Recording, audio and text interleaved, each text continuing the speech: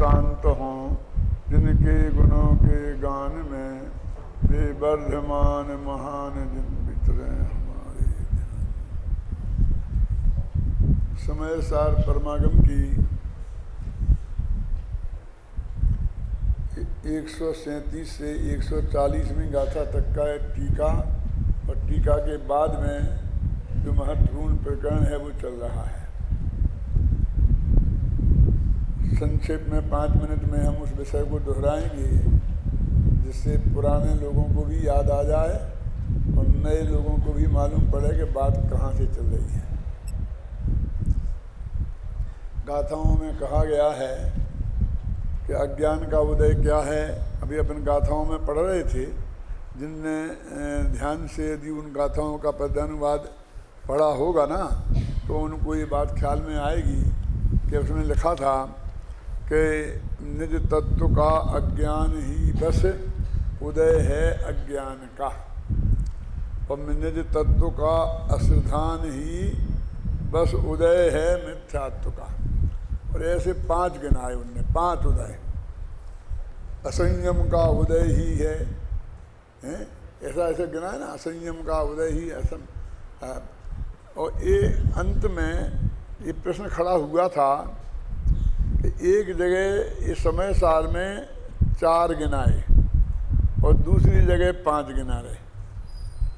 109वीं गाथा में बंध के कारण 4 गिनाए थे और इन गाथाओं में 5 गिनाए हैं, और महाशास्त्र तत्वा सूत्र में भी 5 गिनाए हैं।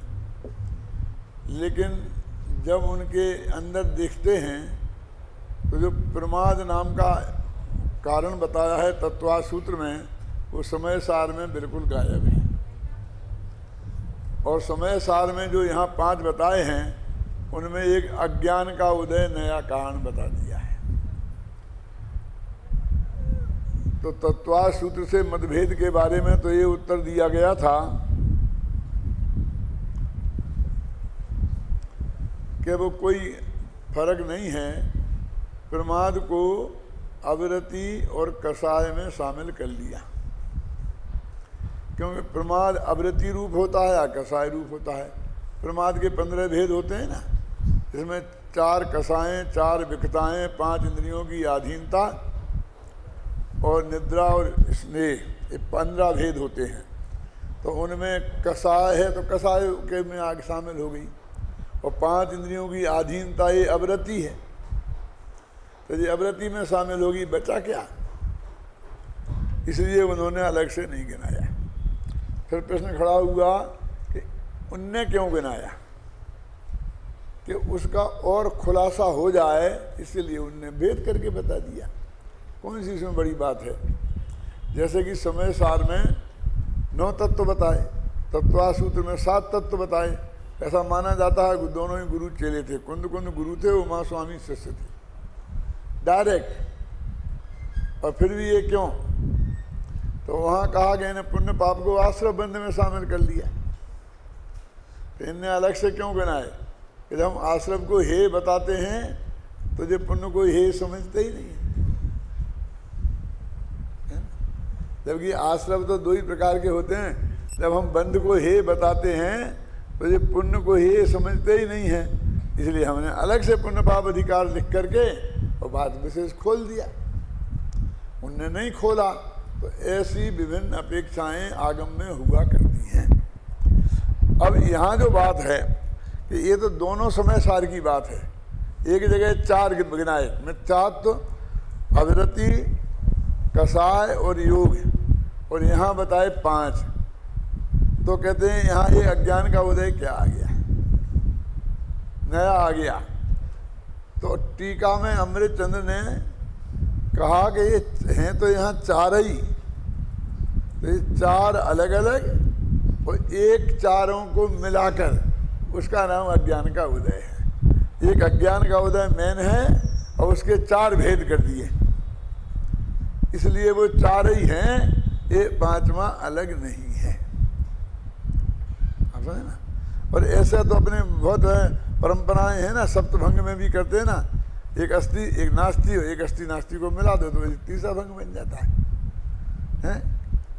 कई जगह होती है ना, अपन रोजाना माताएं बहनें दालें बदल बदल के बनाती हैं ना, आज मूंग की, कल उड़द की, परसों अरहर की, और कौन होती हैं तुम जानो ज़्यादा, और फिर एक दिन सबकी मिला के बना देते हैं क्यों? तो वो भी बदलने की हो जाती है ना, मिक्सचर मिला के बना देते कि नहीं? तो आचार्य ने मैं ऐसा किया, वे भी अपने रसोई बना रहे हैं। वो कहते हैं कि बंध का कारण तो अज्ञान का उदय है, और वो अज्ञान का उदय क्या है कि आत्मा को नहीं जानना, आत्म तत्व को नहीं जानना, और जो आत्मा नहीं है ऐसे अतत्व उनको आत्मा जानना, इसका नाम है अज्ञान का उदय। और ये अज्ञान के उदय के 4 भेद हैं। कौन कौन से? मिथ्यात्व, अविरति, कसाय और योग। अब मैं आपसे पूछता हूं कि जो यहाँ ज्ञान है, मैं कल बता चुका हूं, फिर भी आपको याद हो तो बढ़िया बात है, कि ये कौन से गुण की पर्याय है? ये अज्ञान जो है ये कौन से गुण की पर्याय है? कि इसमें क्या कहना, ये तो बहुत स्पष्ट साफ है कि अज्ञान होगा तो ज्ञानी गुण की पर्याय होगी। क्यों? क्लियर है? इसमें क्या सोचना। लेकिन जो इसके भेद गिनाए वे एक भी ज्ञान गुण की पर्याय नहीं है। मिथ्यात्व तो ज्ञान गुण की पर्याय है, अविरति ज्ञान गुण की पर्याय है, कसाय ज्ञान गुण की पर्याय है, और योग ये तो और ही गजब हो गया। ये अज्ञान के ये 4 भेद गिनाए, समझ गए ना? तो ये इसका मतलब ये है कि ये ज्ञान गुण की पर्याय नहीं है, ये अज्ञान। तो किस गुण की पर्याय है फिर? चारित्र गुण की। हाँ, घबराते क्यों हो? इनमें 3 चारित्र गुण की पर्याय हैं और 1 योग गुण की। योग अयोग है ना, 4 बताए ना। योग का उदय, मन वचन काय की चेष्टा में आत्मा का जो उत्साह है उसका नाम योग है। ऐसे परिभाषा बताई थी, चित्त का उत्साह है। तो वो कह रहे हैं कि ये 4 कोई भी अज्ञान कह रहे, तो मिथ्यात्व को भी अज्ञान कह रहे, अविरति को भी अज्ञान कह रहे, जिसका मतलब ज्ञानी के भी अज्ञान है। मिथ्यात्व चला गया और अविरत में दृष्टि है, और उसे अविरति का उदय है ना, तो उसको भी यहाँ अज्ञान भाव कह रहे हैं। फिर कसाय, कौन सी? अनंतानंदी तो गई, लेकिन अभी 3 कसाय का उदय तो है, तो उसको भी अज्ञान का उदय कह रहे हैं। तो ये चारित्र मोहिनी की हो गई ना।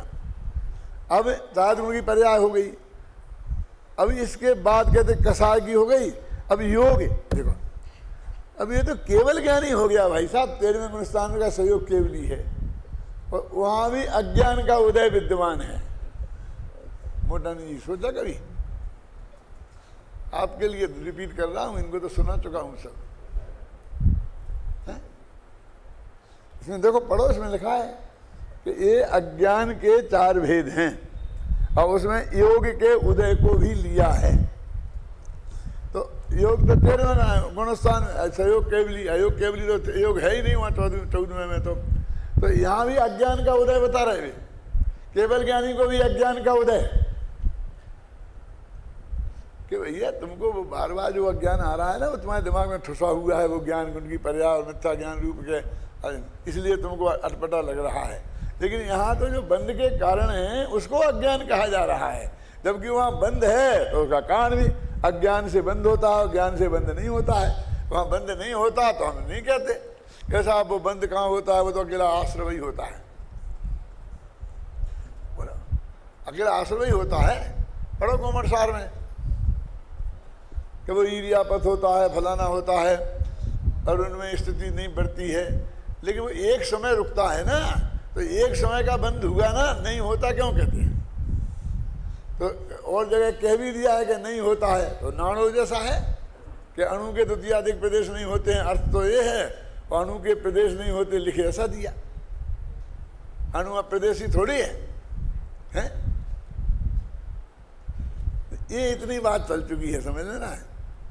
जो सहज भाव से ख्याल में नहीं होती है। और जो जिन लोगों ने कल सुना था उन लोगों के लिए भी मतलब रिपीट हो गया तो अच्छा है, ख्याल में रहेगी बात। अब देखिए, अपन ने कल बताया था कि पंडित जयचंद जी छाबड़ा का भावार्थ अपन पढ़ेंगे। बहुत लोगों को ये प्रश्न खड़ा किया गया था कि जयचंद जी छाबड़ा के भावार्थों की प्रशंसा गुरुदेव श्री बहुत करते थे। बोले नई टीका सामने आई तो बेगायब हो जाएंगी, ऐसा विकल्प था ना लोगों के चित्त में। क्यों अभय कुमार जी? तो मैंने कहा नहीं आएगा, ये इसमें हमने सब लिए हैं, जहाँ विशिष्ट बात है अनुशीलन में लिए, अब टीका में तो कैसे लेते? तो जिसको जरा भी विकल्प आएगा तो अनुशंसन तो पहले छपे ना, अनुशीलन भी तो है ना वहाँ मार्केट में, समझ लीजिए मार्केट की आप व्यापारियों की भाषा है, सबके सामने मौजूद है ना, और उसमें ये सब चीज़ें ली हुई है ना, तो रह कैसे जाएगा? और वो उसको कौन हटा रहा है? वो भी तो है ना।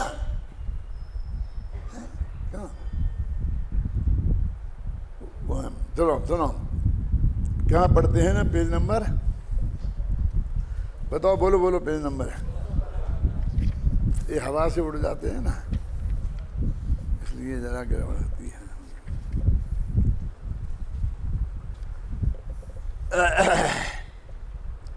यद्यपि ये नीचे का पैरा सबसे, पेज नंबर 217 पर, 17 पर है, 15 कहाँ है? अच्छा अच्छा अच्छा, दूसरा है, ये भी है, ये भी जय है। अज्ञान भाव के भेद रूप, देखो अज्ञान भाव के भेद रूप मिथ्यात्व जयचंद जी छाबड़ा के पकड़ में ये बात आई थी। तो हम सब महसूस करते हैं कि इतना गुरुदेव का पढ़ने सुनने के बाद और सब पढ़ने के बाद ये हमारी पकड़ में बात नहीं आई थी, इस अधिकांश मंजूर करते हैं ना। तो ये लिख देने के बाद भी 20-20 साल बाद हो गए इसे लिखे, और अभी भी लोगों के ध्यान में ये बात नहीं है। और जयचंद जी छाबड़ा को कोई नहीं था, टोडरमल जी ने तो टीका लिखी नहीं इसकी, लेकिन उनने समय सार पढ़कर वो ये बात उनके ख्याल में आई थी, इसके लिए भी ये भावार्थ मैंने निर्धारित किया है। बात तो अपन ने लिखा ही थी आगे पीछे, लेकिन उनके ध्यान में आई थी। और जयचंद जी छाबड़ा समझते हैं आप क्या, जो ये मानते थे कि टोडरमल जी जैसी प्रतिभा मुझ में नहीं है। एक महाकवि बिंद्रावन जी, जिनकी बहुत पूजनीय और विधान है, बनारस में रहते थे। उनने जयचंद जी छाबड़ा को एक पत्र लिखा था उस जमाने में, वहाँ से कोई आदमी लेके पत्र आया था, जैसे तो डाक विभाग तो था ही नहीं, बनारस से जयपुर कोई साधारण दूरी तो है नहीं। उस पत्र में ये लिखा था, मैंने अपने पंडित टोडरमल व्यक्तित्व कर्तृत्व में छापा है उस पत्र को,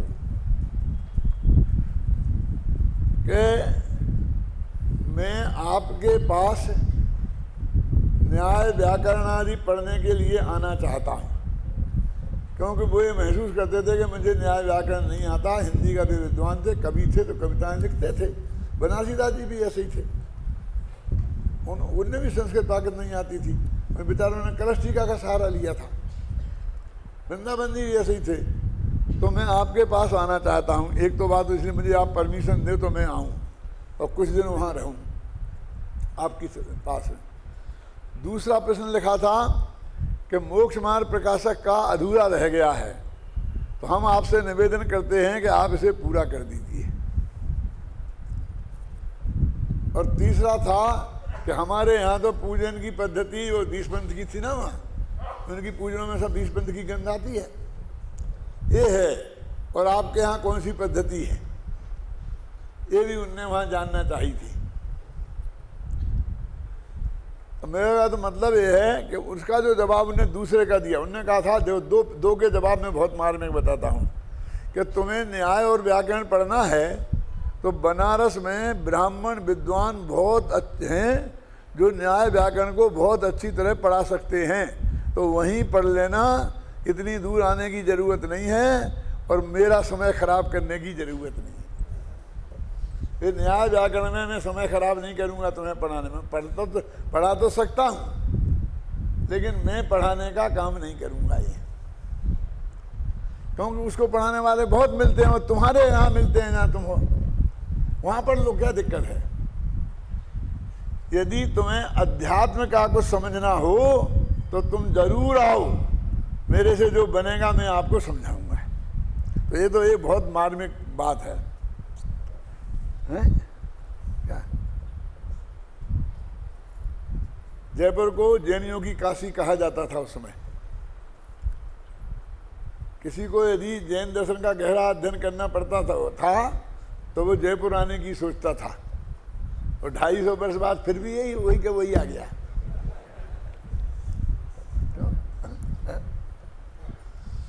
दूसरा, अगर टोडरमल जी का मोक्ष मार्ग प्रकाशक अधूरा है तो तुम पूरा कर दो। तो उसका लिखा था, भैया टोडरमल जी जैसी प्रतिभा हम में नहीं है। एक होता है मौलिक ग्रंथ और एक होते हैं टीका ग्रंथ। हम तो शास्त्रों की टीका कर सकते हैं, मौलिक ग्रंथ नहीं लिख सकते। क्यों? अब मौलिक ग्रंथ में और टीका में क्या फर्क है, बोलो राकेश?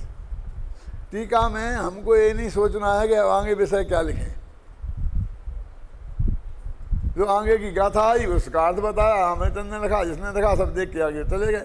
विषय वस्तु के चुनाव की दिक्कत नहीं है, और उसमें पूरा विषय वस्तु का महल खुद खड़ा करना पड़ता है।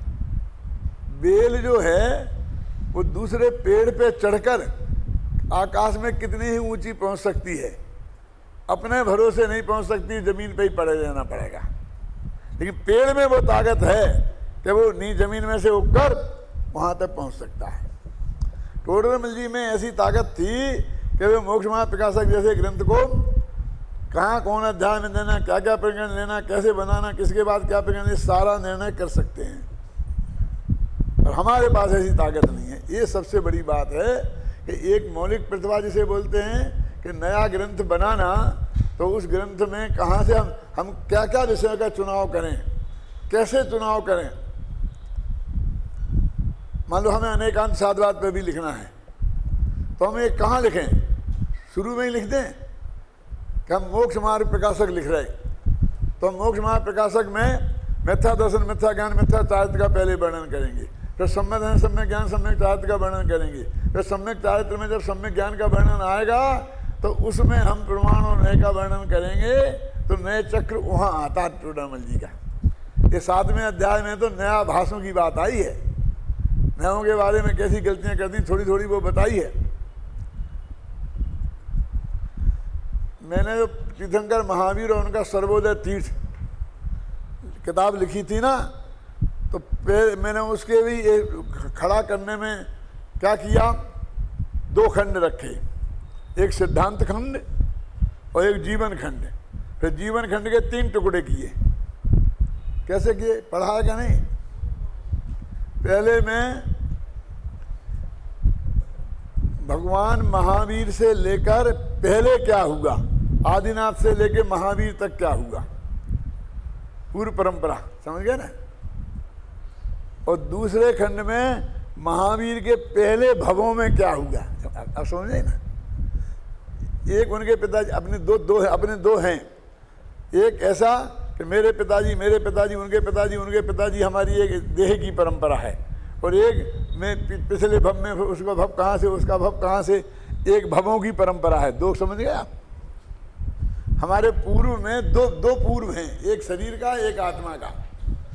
शरीर का पूर्व क्या, मेरे पिताजी, पिताजी के पिताजी, पिताजी के पिताजी, समझ गए ना। तो महावीर के भगवान के पूर्व माने आदिनाथ। तो उनके पहले 24 तीर्थंकरों के बारे में आदिनाथ का वर्णन किया, थोड़ा सा भरत बाहुबली का किया, फिर पार्श्वनाथ का किया, नेमिनाथ का किया, आप समझ गए ना। फिर महावीर तक आए और फिर एक उनके पूरा भव से लिया जहाँ से उन्हें समझने की प्राप्ति हुई, मतलब शेर की पर्याय से पकड़ा, और फिर यहाँ तक लाए। और फिर तीसरे में वर्तमान भाव। किताब बहुतों ने पढ़ी होगी, लेकिन इसमें ये ढांचा खड़ा करने के क्या, कैसे खड़ा करें, ये निर्णय करने के लिए वो कैसे निर्णय किया गया वो किसी को पता नहीं है। क्या अब सिद्धांत खंड में क्या करें? तो हमने क्या किया, 3 हिस्से में बांटा, सम्यक दर्शन, सम्यक ज्ञान और सम्यक चारित्र।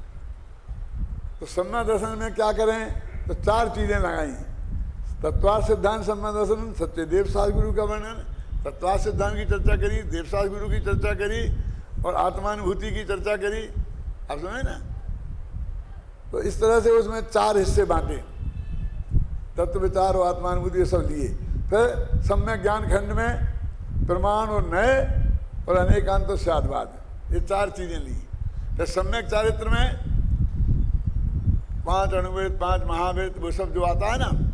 अब अहिंसा महावृत्त को यदि बहुत लंबी जगह वहां दे देते हैं तो उतना ही सत्य को दो, अन्याय तो थोड़ी करोगे उतनी डिटेल में। तो वहां संक्षेप में निपटा दिया और परिशिष्ट में फिर अहिंसा पर एक चीज जोड़ी जो हमें बहुत विस्तार से अहिंसा के बारे में कहना था। वहां क्यों नहीं डाली है, आप समझ गए? उसमें सब बात थिंकिंग है एक कि इस तरह से वो उसमें सम्यक चारित्र का खंड पूरा किया, वो परिशिष्ट रखा। तो ऐसा एक ढांचा खड़ा करना पड़ता है। जयचंद जी ये महसूस करते थे कि मैं ढांचा खड़ा करने में समर्थ नहीं हूं। टोडामल जी में एक ताकत थी कि वे ढांचा खड़ा करते, और उनके दिमाग में क्या था, अब आगे मैं क्या पूरा कर दूं, वे क्या लिखने वाले थे, मैं क्या पूरा कर दूं। वो कहते हैं मैं नहीं कर सकता उसको, मेरे पे जो कुछ बनेगा मैं अपना ही लिखूंगा, मैं दूसरे का पूरा नहीं करूंगा। एक सिद्धांत और है शांति जी, दूसरा का पूरा करने में क्या है। हमेशा बकरी अपने जी से जाएगी और राजा जी को रोनी होने वाली है। समझ नहीं आए? हम तो उसमें पूरी मेहनत करेंगे और लोग कहेंगे वो बात तो नहीं है। ये तो बहुत महाभाग्यशाली कोई होगा कि ये कहला लेगा कि नहीं साहब उससे भी बढ़िया है, कि वैसा ही है। क्यों?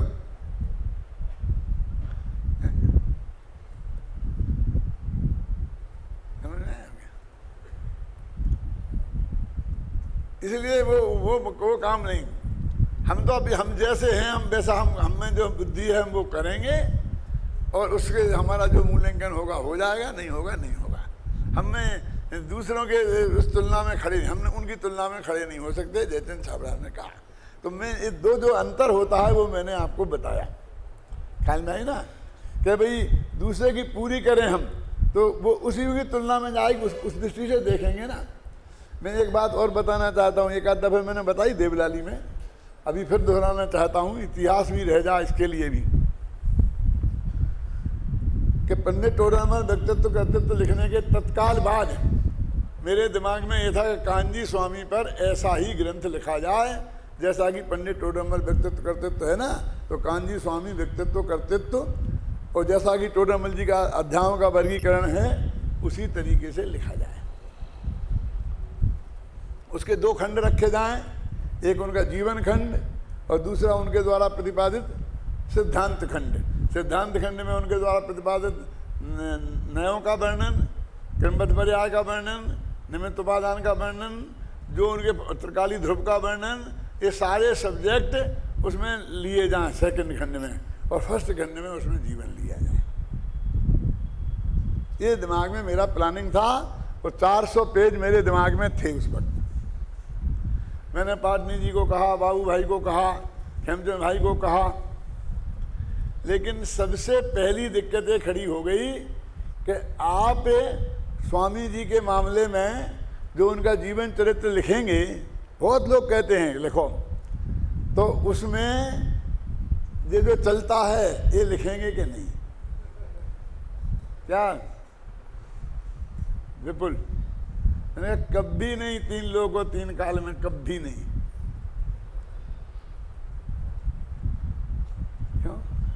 क्यों?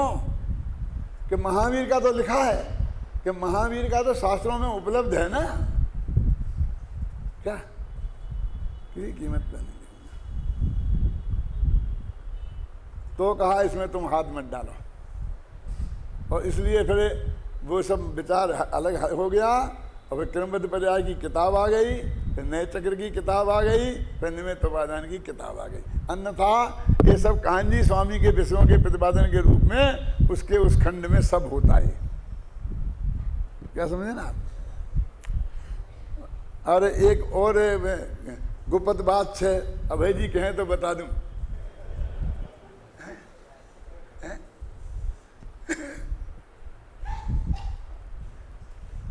इतिहास की सुरक्षा के लिए बोलता हूं कि जब मैंने ये समय सार अनुशीलन लिखना शुरू किया तब एक प्रश्न आया कि भाई इसमें पूज्य गुरुदेव श्री के का जीवन चरित्र इसमें दिया जाए। और प्रकाश की में महात्मा जी ने कहा मैं तो जानते, मेरा तो वो जानते थे, ये तो नहीं लिखेंगे। तो उन्होंने वो अपना तैयार किया और अभय जी से पूरा तैयार करवाया। और 10-20 पेज 50 के पेज जितने कितने पेज थे, ये बिल्कुल फाइनल हो गया। जितने भी पेजों में लिखा हुआ था और उसमें वो सब था जो मुझे इष्ट नहीं था। मैंने कहा उनसे कि ये मेरी इस किताब के प्रकाश की में नहीं छपेगा। आपका ये प्रकाश की, आपको अलग किताब छापना है छापो, बांटो, जो भी करना हो करो, मुझे कुछ नहीं कहना है। लेकिन मेरा इसमें नाम है, मेरे नाम के साथ ये किसी कीमत पे नहीं जा सकता। और उसकी वजह से कम 6 महीना साल भर तक वो मामला पड़ा रहा। क्या? और ये समय सार अनुशीलन में इसकी जरूरत क्या है? मैंने कहा तो आपको बता रहे हैं। जो आप लोग कहते कि आप नहीं बताते, नहीं कहते, क्यों नहीं कहते? ये मैं अनुशीलन लिख रहा हूँ, जहाँ गुरुदेव को कोटन करना है। तो इसमें कहाँ आता है कि मैं टोडरमल जी का डालूंगा, किसी का डालूँ? इसमें कोटेशन तो मैं सबका दे रहा हूँ। फिर अम्बेचंद का जीवन भी डालूँ, फिर जयसेन का जीवन भी डालूँ, फिर पांडे राजमल जी का जीवन डालूँ। उदाहरण तो मैं सबके दे रहा हूँ ना। ये समय सार अनुशीलन है। तो इसमें कुंद कुंद का परिचय होगा कि समय सार का परिचय होगा, और किसी का नहीं। आखिर वो पढ़ ही रहा। अब अभय जी के पास होगा, सुरक्षित तो होगा, और मेरे पास तो है नहीं। फिर वो नहीं छपा, तब ये समय सार अनुशीलन छपा। अब क्यों नहीं लिखा, क्या नहीं लिखा, अभी किससे कहे ये कहानी? किसके आप सुनेंगे ना? नहीं तो मैंने बोला ना कि 72 में, सन 72 में ये मैंने डिसीजन लिया था कि वो लिखने का। और ये 91 में जब समय सार अनुशीलन लिखा गया तब ये चक्कर आया कि मैं अपने नाम को उन बातों से किसी कीमत पे जुड़ने नहीं दूंगा। क्यों? क्योंकि मैं तो आगम से बंधा हूँ, और आगम में क्या प्रमाण मुझे लाके बताओ। क्यों? कि कुंद कुंद का तो लिखा है, कुंद कुंद का लिखा है कि उनके बारे में एक किंवदंती प्रसिद्ध हैं। क्या समझे? क्या लिखा? परमात्मा समझे कि नहीं समझे? ये नहीं लिखा कि सर्वज्ञ भगवान ने कहा था, कि भगवान महावीर ने कहा था कि कुंद कुंद थे और ग्वाला थे और फिर ऐसे थे और फिर वो हो गया था, फिर वो पेड़ में खड़ा रह गया था और जल नहीं गया था। वो किसने सुनाया? ये केवली तो उसके बाद हुए नहीं, कुंद कुंद के बाद कोई। उनके बारे में एक किंवदंती प्रसिद्ध हैं। आप कहो तो ये लिख देता हूं मैं कि कान्जी स्वामी के बारे में ऐसी किंवदंतियां प्रसिद्ध हैं, और जो कहो वो लिख दूंगा सब। क्या सुने ना? एक लाइन में वो सब बात क्लियर हो जाती है।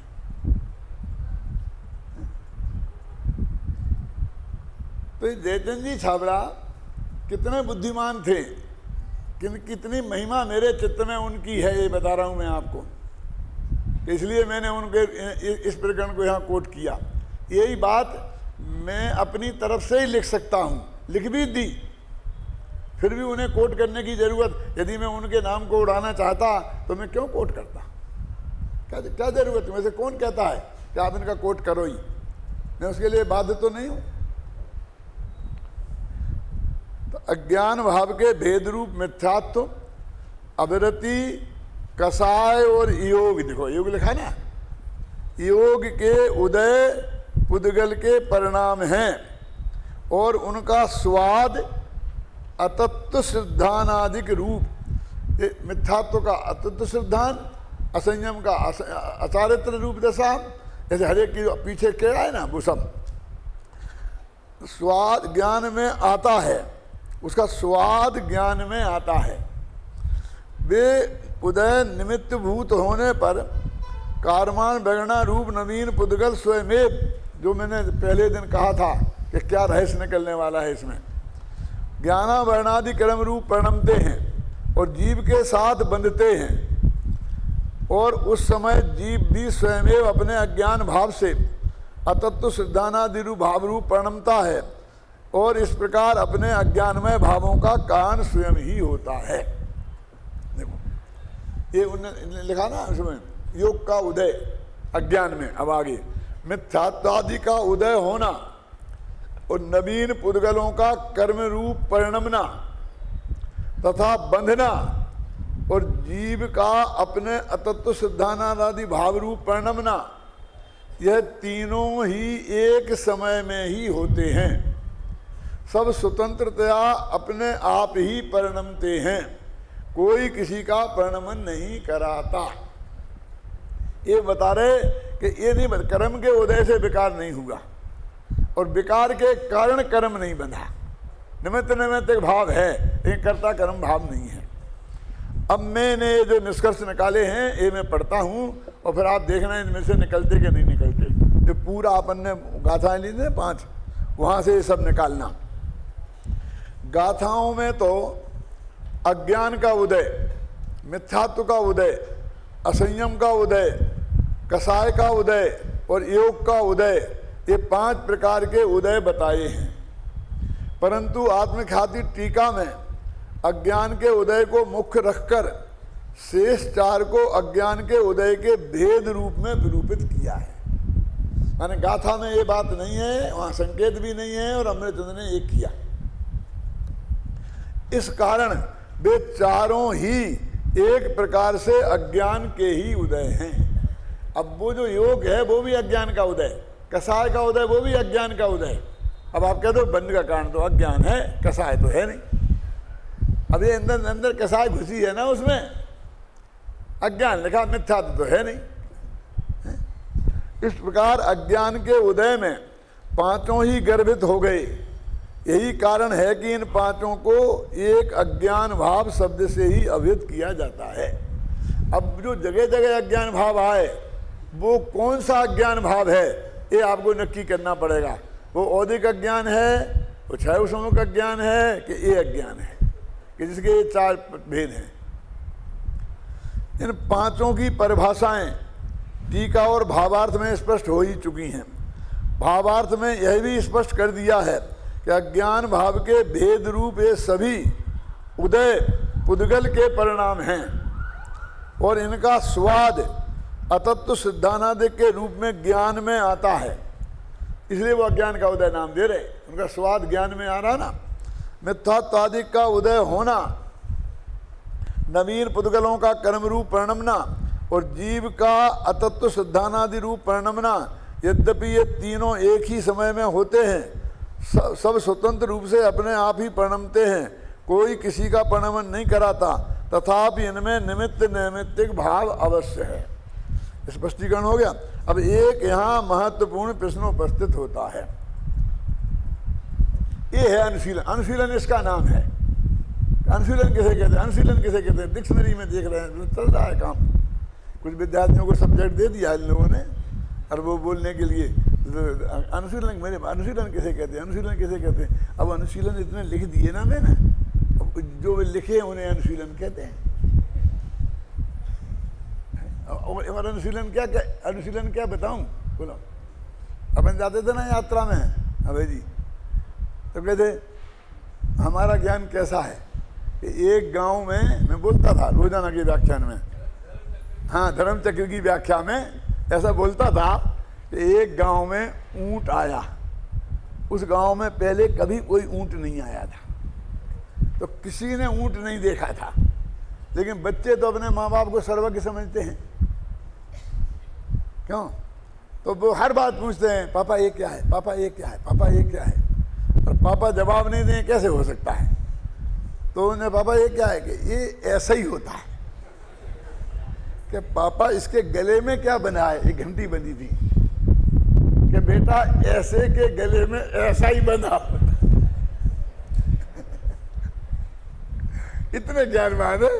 मैंने कहा धर्म चक्र चला था महावीर का तो किसने देखा था, उसका नक्शा कोई शास्त्र में बना है?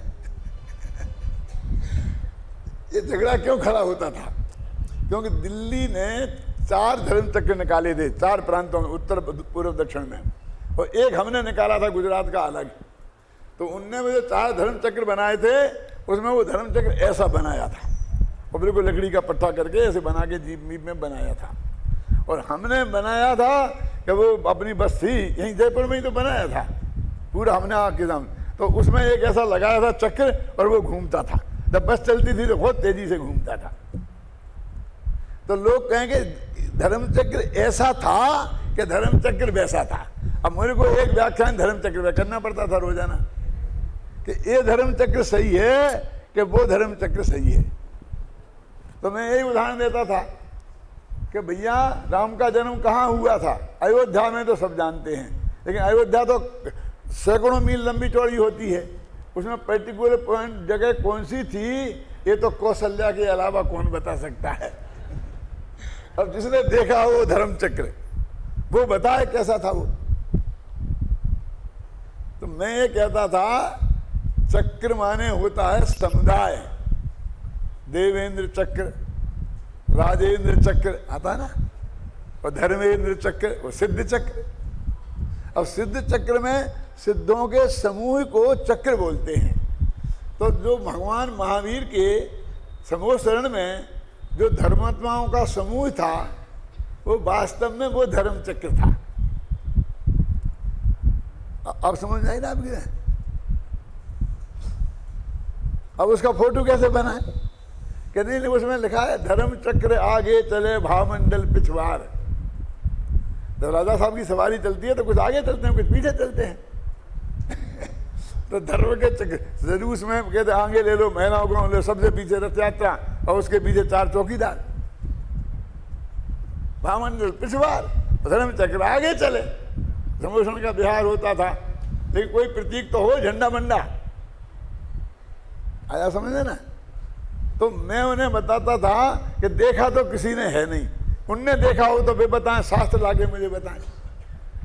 अब उनकी वो धर्म चक्र बनाया है तो गाड़ी 5 किलोमीटर की रफ्तार से चलती है, क्योंकि वो ऐसा खुला कर दिया है कि वो दौड़ नहीं सकती है। और हमें तो सारे हिंदुस्तान में 3 महीने में घुमाना है, तो हमारी गाड़ी को तो 100 किलोमीटर की रफ्तार से दौड़ना है। तो ऐसा धर्म चक्र बना है ना कि जो उसके साथ में वो रह सके सुरक्षित ढंग से। और हमने बनाया, ख्याल में आई ना, वो तो एक चिन्ह है, उनके असली तो समुदाय वो है। तो इसकी व्याख्या में वो ऊँट का उदाहरण दिया करता था। तो अब अनुशीलन कैसे कहते हैं बोलो? डिक्शनरियाँ खोल के दी, अब यही निकालेंगे बच्चे दोपहर में। अब देखिए क्या बात चल रही थी अपनी, कहाँ है? एक महत्वपूर्ण प्रश्न उपस्थित होता है। देखो ये है, इसके लिए पढ़ना है, इसके लिए लिखा है, जो आपको कहीं नहीं मिलता। एक महत्वपूर्ण प्रश्न यह उपस्थित होता है कि यहाँ मिथ्यात्व, अवृत्ति, प्रमाद, कसाय और योग सभी को अज्ञान भाव बताया जा रहा है, और यह भी कहा जा रहा है कि अज्ञानी के सभी भाव अज्ञानमय होते हैं। देखो, और ज्ञानी के सभी भाव ज्ञानमय होते हैं। ऐसी स्थिति में सम्यक दृष्टि ज्ञानी के अविरति, प्रमाद, कसाय और योग नहीं होना चाहिए था, क्योंकि ये अज्ञान भाव है। पर सम्यक दृष्टि ज्ञानियों के भाव पाए जाते हैं। तथा यह भी स्पष्ट कर आए हैं कि ज्ञानी के विषय कसाय भी ज्ञान भाव में ही आते हैं, और अज्ञानी के वृत्त, तपादि भी अज्ञान भाव में ही आते हैं। ये सब पीछे क्लियर हो गया। ये तो जिस दिन से मैं आया ना पर्यूषण के बाद में, दूसरे दिन ही शुरू कर दिया था, तब से लगातार चल रहा है। और यहाँ अगस्त का शिविर हुआ था, उसके बाद भी मैंने एक दिन बंद नहीं किया। वो सब चालू, तबीयत ठीक है तो क्यों बंद करना, चालू रखा है। सुनिए ना, तो उस सारे के संदर्भ में ये बात है। अब यह प्रश्न होता है कि अविरति आदि को ज्ञान भाव माने के अज्ञान भाव। यहाँ तो अविरति अज्ञान भाव कह रहे, और ज्ञानी के सब भाव ज्ञान से बने हुए हैं और अज्ञानी के सभी भाव अज्ञानमयी हैं। तो अब उन्हें ज्ञानमय भाव मान ज्ञानी के कौन? अविरति, प्रमाद, कषाय और योग जो ज्ञानी के हैं उनको क्या माने? सोचते हैं कभी अब इस तरीके से? हैं? सोचना चाहिए। और फिर अभी मौजूद है, अब तो सोचना ही चाहिए ना, ये प्रश्न वास्तविक है कि नहीं है क्या? तो जिनको ये प्रश्न के अनुशीलन किसे कहते हैं, समझ लो अनुशीलन इसे कहते हैं। सुनो, अरे भाई सीधी सरल बात है कि ज्ञानी के अवृत्ति आदि भाव अज्ञान भाव है, क्योंकि वह उन्हें निज के मानता है, निज रूप मानता है, उनका कर्ता भोक्ता स्वयं को मानता है, जानता है। और ज्ञानी के जो भूमिकानुसार अविरति, प्रमाद और कषाय आदि पाए जाते हैं वे सभी ज्ञान भाव में ही आते हैं। आज मुझे पता नहीं है मैंने कितने बजे शुरू किया था, कितने मिनट बाकी है बता सकता है कोई? 54 मिनट में कितने मिनट बाकी हैं? 54 मिनट का व्याख्यान करूंगा, हैं? खत्म करना है, ठीक है। क्योंकि ज्ञानी का उनमें एकत्व ममत्व नहीं है, वह उनका कर्ता भोक्ता अपने को नहीं मानता। यही अंतर तो है ज्ञानी और अज्ञानी में। यहाँ अज्ञानी के अविरति आदि भावों की चर्चा है, इस कारण उन्हें अज्ञान भाव में शामिल किया जा रहा है। आत्मख्याति टीका और जयचंद जी छाबड़ा के भावार्थ में इस बात के स्पष्ट संकेत हैं। ज्ञान में क्या संकेत है? सुनो, ज्ञान में स्वाद रूप होता हुआ असंयम का उदय। वह अज्ञान भाव का भेद क्यों है? असंयम का उदय और उसका ज्ञान का गेय बन रहा, और अज्ञानी का कर्ता बन रहा है ना। और ज्ञान में स्वाद रूप होता हुआ कषाय का उदय और ज्ञान में स्वाद रूप होता हुआ योग का उदय। तो ज्ञान में जो स्वाद रूप होता हुआ वो है असली जड़। इत्यादि कथन से यह स्पष्ट है कि अज्ञानी का ज्ञान उन्हें अपना मान रहा है, अपना जान रहा है। ज्ञानी की पर्याय में भूमिकानुसार विद्यमान अविरति कषाय आदि के उदय ज्ञानी के मात्र गेय बनकर रह जाते हैं।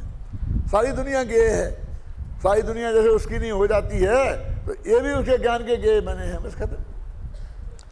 स्वाद रूप नहीं होते। अब देखो क्या फर्क है,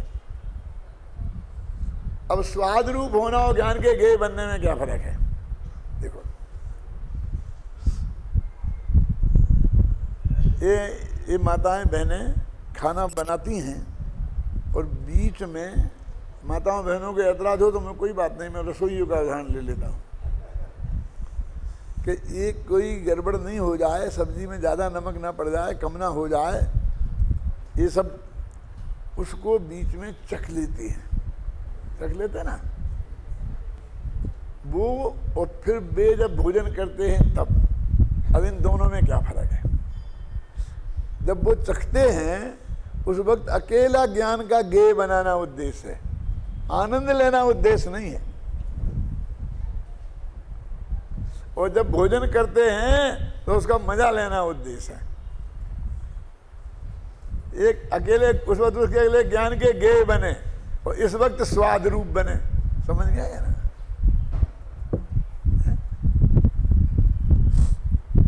देखो एक लड़का यूनिवर्सिटी में टॉप हुआ तो उसका हमें ज्ञान हुआ, यहाँ पुरस्कार दिया, हमने धन्यवाद भी दिया, प्रशंसा भी करी, मालाएं भी पहना दी, वो ज्ञान का गेय रूप बन हो रह गया। और हमारा बेटा यूनिवर्सिटी में टॉप हुआ होता तो वो ज्ञान में स्वाद रूप हो जाता।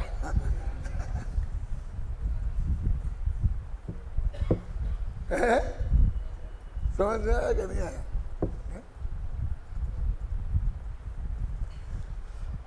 हम और बेटे साथ साथ धंधे में थे तो जो कमाई करते थे उसमें हमारा वो स्वाद रूप होती थी। अब अलग अलग हो गए, न्यारा पूत पड़ोसी बराबर, वो अपना धंधा करता है, अब उसका लाभ और हानि हमारा ज्ञान का ज्ञेय बन के रह जाता है, स्वाद रूप नहीं होता। पहले भी कमाई वो ही करता था, लेकिन उसको स्वाद रूप होता था। क्यों बोलो? बेटे का न्यारा होना अच्छा है कि बुरा? बोलो दिलीप भाई।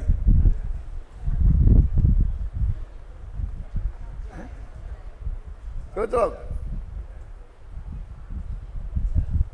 अच्छा है ना, क्योंकि जबरदस्ती हमें अपना मान रखा है, लेना नहीं देना नहीं, हाँ, और उसे स्वाद रूप होकर हम इतने दुखी हो सुखी होते हो, कर्म बांधते हैं, और अब ज्ञान उभरे के रह जाता है, कर्म बंद नहीं होता है। होता तो बहुत ना मालूम, उसकी कोई मतलब ही नहीं है, जिसका आप समझे ना। कहीं तो हुआ कि न्यारा है और न्यारा जानो कि साहब, लेकिन तुमने जब वो न्यारा हुआ तब न्यारा जाना। दिक्कत ये है, जब वो तुम्हारे साथ पार्टनरशिप में था तब तुमने न्यारा नहीं जाना, एक खतरा है। बोलो कैलाश जी, समझ में आया कि नहीं आया? वो स्वाद रूप होना बार बार लिखा था ना, उसमें सारी जड़ भरी थी। अज्ञानी का स्वाद रूप होता है और ज्ञानी का स्वाद रूप नहीं होता है, ज्ञेय रूप होता है। ज्ञानी उसे जानता है। भाई इतना सा फर्क पड़ने वाला है। अब दोनों खाते दोनों ही है। अब सामने वाले को क्या पता पड़े कि इसे स्वाद रूप हुआ कि नहीं हुआ?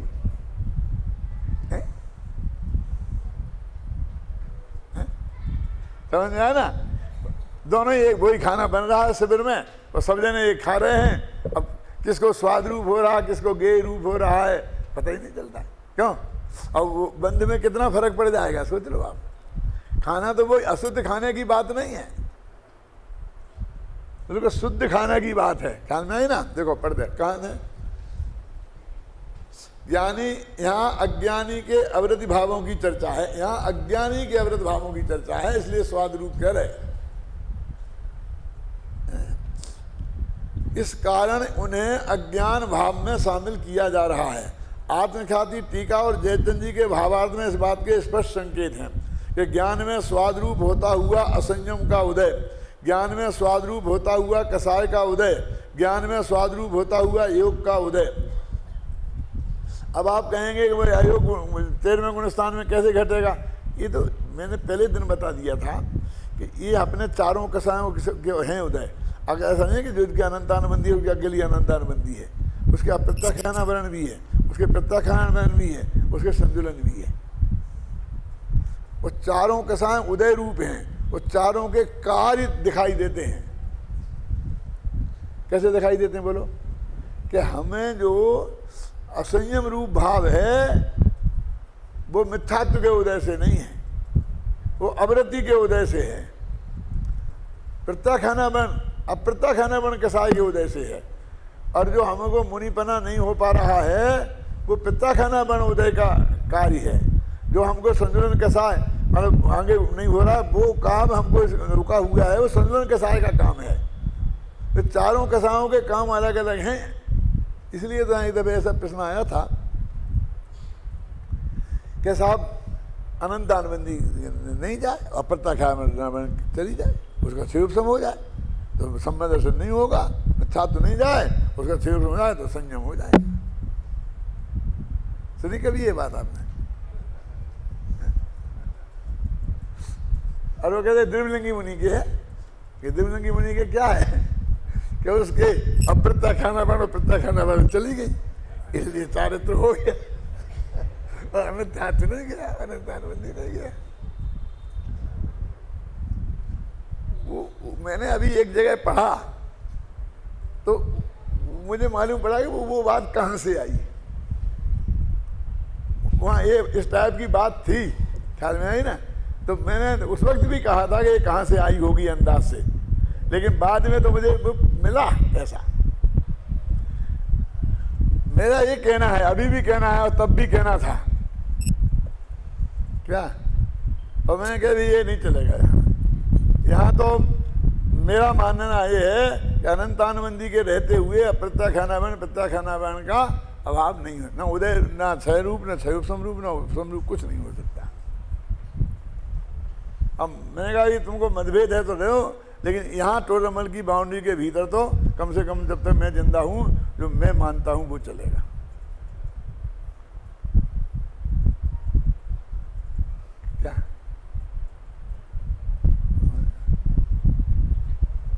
उनके जाने का भाई साहब एक क्रम है, ऐसा नहीं चलेगा। देखो इत्यादि कथन से यह स्पष्ट है कि अज्ञानी का ज्ञान उन्हें अपना जान रहा है। ज्ञानी की पर्याय में भूमिकानुसार विद्यमान अविरति कसाय आदि के उदय ज्ञानी के मात्र गेय बनकर रह जाते हैं, स्वाद रूप नहीं होते।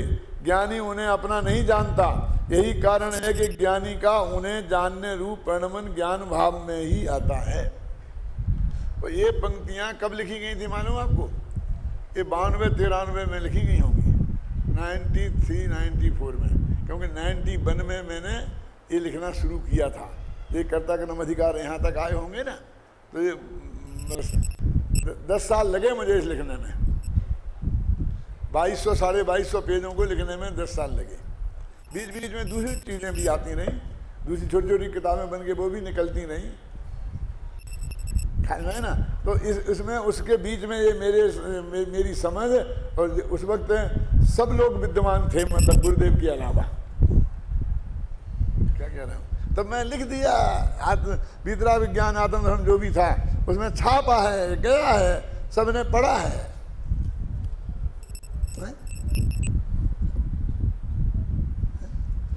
अब उनने नहीं पढ़ा हो जिन लोगों ने, कि जिनको मेरे से अरुचि थी और मेरा पढ़ना निरर्थक लग रहा था, शायद उनने नहीं भी पढ़ा हो, तो मैं नहीं कह सकता। ख्याल नहीं ना। मैं कहता हूँ भले आदमी गलतियां निकालने के लिए ही पढ़ते तो एक दफ़ा पढ़ तो लेते और बता देते तो मेरी गलतियां तो निकल जाती, तो मैं तो अगले एडिशन में सुधार लेता।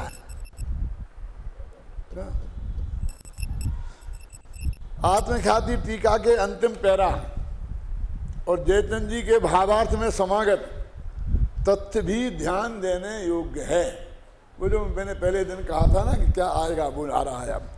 उनमें जो कुछ कहा गया है उसका भाव इस प्रकार भाषित होता है, इसमें लिख दिया कि मुझे ऐसा लगता है, ये भाव होना चाहिए। देखा ना। यद्यपि पुराने पौद्गलिक कर्मों का उदय, ये आज पढ़ देता हूँ, कल फिर रिपीट करूँगा, चिंता नहीं करो। उनके निमित्त से आत्मा में उत्पन्न होने वाले औपाधिक भाव, विभाव भाव, रागद्वेष रूप परिणाम, उन सब परिणामों के निमित्त होने वाले आगामी द्रव्य कर्मों का बंध इन तीनों क्रियाओं के एक साथ एक समय में ही संपन्न होती हैं। तथापि पौद्गलिक परिणमन पुद्गल में होता है, उसका उपादान पुद्गल है, और राग देश के परिणाम आत्मा में होते हैं, उनका उपादान आत्मा है। देखो अभी समय खत्म हो रहा है, मैं बता देता हूँ क्या आने वाला है कल। एक दिन बताया था, आज फिर बताता हूँ, कल विस्तार कर लूँगा। वो कहते हैं पुराने कर्म के उदय से हम में राग देश हुए, तो राग देश के निमित्त हुए, पुराने कर्म के उदय निमित्त हुए। उपादान तो आत्मा का राग रूप परिणाम में आत्मा ही है, और फिर उन राग देश से नए कर्म बने। यही है ना। अब ये कहना चाहते हैं कि बीच में ये क्यों राग को फंसाते हो? पुराने कर्म के उदय आए और उनसे नए कर्म का बना हो गया, पुद्गल का पुद्गल में हो गया। पुराने पुद्गल कर्म के उदय और नए पुद्गल कर्मों का बंध। अब बीच में ये राग वाला मामला तुमने जोड़ रखा है, आत्मा को फंसा रखा है, तो इससे जो हम कहते हैं ना कि जीव का कर्ता जीव, पुद्गल का कर्ता पुद्गल, उसमें तो फिर शंका खड़ी जाती है बीच में, राग के बिना तो नहीं होगा, राग के बिना तो नहीं होगा, राग के बिना। वो कहते थे थोड़ी इसकी उपेक्षा करो, और ऐसी उपेक्षा करने की हमारी आदत है, जनागम में भी और लौकिक में भी। क्या कि उसके वो पुराने कर्म का उदय आया, इसीलिए तो राग देश हुए और इसीलिए कर्म बने। तो पुराने कर्म का उदय हो गया निमित्त, और नए कर्म का बंध हो गए निमित्त। हमको क्या लगता है, देखो अभय कुमार जी फिर ध्यान देना जरा, कि पुद्गल तो उपादान है, निमित्त थोड़ी होगा। निमित्त कैसे करे शांति जी? अरे भैया, एक पुद्गल का वो ही उपादान होता है, वो तो दूसरा पुद्गल है। जिसका उदय आया वो दूसरा पुद्गल है, और जो बना वो दूसरा पुद्गल है। इसलिए वो निमित्त ही होगा, उपादान नहीं होगा। समझ में आई ना? इसे तो बस पुद्गल का पुद्गल में पड़ गया, अपन अलग हो गए। और अब ऐसा इसमें लगाओ कि अपना जो राग किया उससे कर्म बना, और फिर वो उदय में आया तो उससे राग हुआ। अब कर्म को बीच में क्यों फंसाते हो? हमारे पूर्व राग से नया राग पैदा हुआ, इसका भी सीधा रखो तो पुद्गल अलग हो जाए बिल्कुल, और अपन अलग हो जाए। बीच में गुत्थम गुत्था हो रही, ये सब गड़बड़ है, ये बात कहने वाले हैं। उतनी उपेक्षा करो। पुद्गल के कारण पुद्गल बना, पूर्व पुद्गल कर्म का उदय और नए पुद्गल कर्म का बंध, और पूर्व भाव राग देश भाव कारण और नए राग देश भाव कार्य। क्या कि निमित्त क्यों कहते हैं? निमित्त अलग है ना, वो पुराने राग भाव अलग थे, ये राग भाव अलग है, ये थोड़ी है। जो ये तो अभी नए पैदा हुए, अभी तो नष्ट हो रहे, वो राग देश भाव थे। तो ये बात इसमें आने वाली है।